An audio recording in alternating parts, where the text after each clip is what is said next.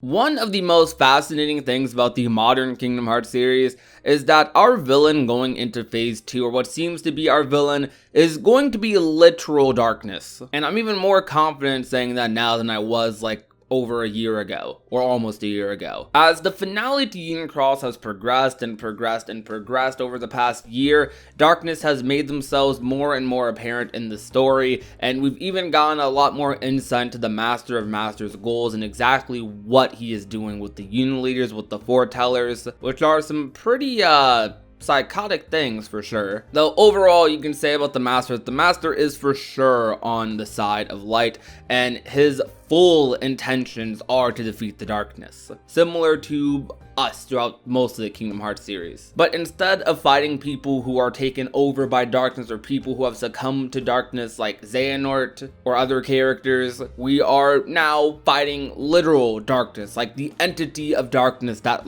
controls the dark side of the universe, I guess. And Light, who in this recent update in the finale, they painted the picture that Light is essentially this tiny little bubble, really compact, while darkness is just surrounding all of it. Darkness has run rampant across a lot of the Kingdom Hearts universe and just takes control wherever it goes. As the Master says in the finale, darkness seems to be with them everywhere. There is nowhere darkness cannot reach, which is a very interesting setup for the next story.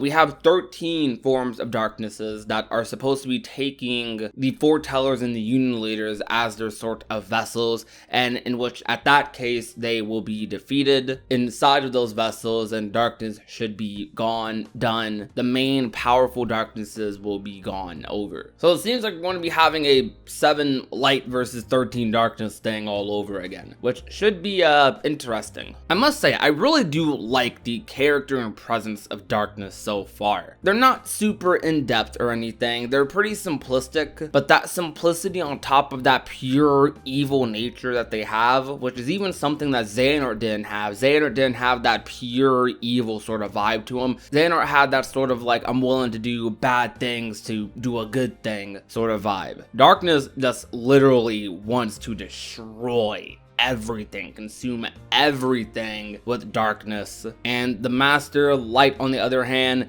is just taking its position to defend itself. A very interesting story they're trying to tell here. I described before how the Master and Darkness kind of feel like they're playing a sort of chess game of sorts, which will be very symbolic of the chess game that Xehanort and Ericus are indeed playing. You could say that is the Master and Darkness's chess game. From the Master's point of view, there is no way to defeat darkness without sacrifice. The Master has already sacrificed an entire civilization in the Dandelions and is about to sacrifice even his closest apprentices and their apprentices and the Dandelions and the Union leaders. And I have a feeling that when that plot point is made present in our modern timeline with the Guardians of Light, that some people are probably going to disagree with that. And I have a feeling that Sora especially would disagree with that and not want that to happen. And that might be a big reason he was sent to Quadratum, actually, potentially to meet the Master of Masters, as the Master claims he's hiding in that world. So they really seem to be going a very interesting route with all of this. And it's really awesome that Union Cross seems to be the game that has revealed our main villain for the next phase. A lot of people thought it was going to be the Master or the Foretellers, and they still might be. We still might have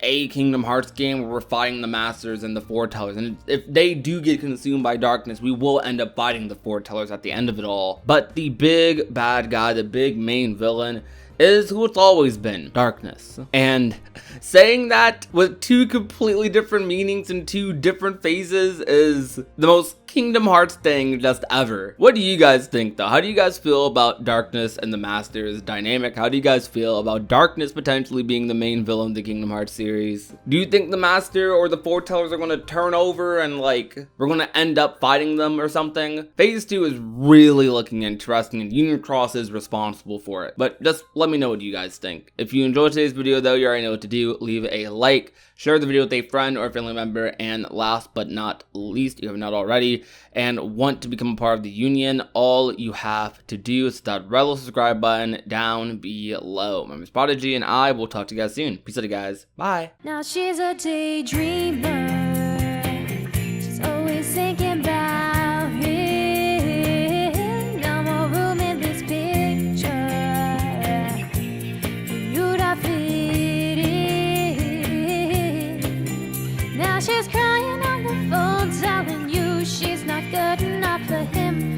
think that she is perfect.